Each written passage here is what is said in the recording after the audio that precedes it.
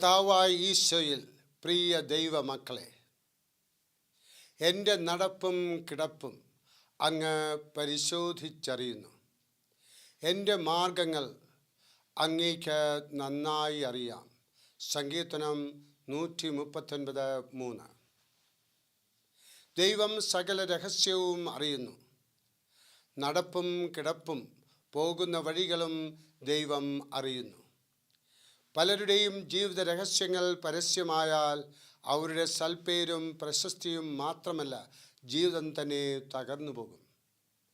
എന്നാൽ സങ്കീർത്തനക്കാരൻ നിരാശനല്ല. രഹസ്യങ്ങൾ അറിയുന്ന ദൈവത്തെക്കുറിച്ചുള്ള ഓർമ്മ തനിക്ക് ആശ്വാസം പ്രദാനം ചെയ്യുന്നു. സകലവും അറിയാവുന്ന ദൈവത്തെയാണ് വിശുദ്ധ ഗ്രന്ഥം വെളിപ്പെടുത്തുന്നത്. ഗഹേസി നാമാൻ്റെ പക്കൽ നിന്ന് കോഴ വാങ്ങിയത് ദൈവാത്മാവ് എലീശ പ്രവാചകനെ അറിയിച്ചു. ഫരിസേയർ മനസ്സിൽ ചിന്തിക്കുന്നത് യേശു ഹൃദയത്തിൽ ഗ്രഹിക്കുമായിരുന്നു. അനന്യാസും സഫറിയായും പണത്തിൻ്റെ ഒരു ഭാഗം ഒളിച്ചു വെച്ചത് ദൈവാത്മാവ് പത്രോസിന് അറിവ് കൊടുത്തു. നമ്മുടെ സകല രഹസ്യവും ദൈവം അറിയുന്നു. നമ്മുടെ ചിന്തകൾ പോലും ദൈവം മനസ്സിലാക്കുന്നു. ഒരുപക്ഷെ നമുക്ക് ലജ്ജയും ഭയവും തോന്നിയേക്കാം. നാം നിരാശപ്പെട്ട് ഭയപ്പെടണമോ? വേണ്ട. ദൈവകൃപയിൽ പ്രത്യാശയ്ക്ക് മാർഗമുണ്ട്. നമ്മുടെ തെറ്റായ ചിന്തകളെയും പ്രവൃത്തികളെയും വെറുക്കുകയും അതിൽ നിന്ന് വിടുതൽ നേടുവാൻ ആത്മാർത്ഥമായി ആഗ്രഹിക്കുകയും ചെയ്യുന്ന ഹൃദയമുണ്ടെങ്കിൽ അത് മനുഷ്യർ അറിയുകയില്ല. എന്നാൽ ദൈവം അതറിയുന്നു.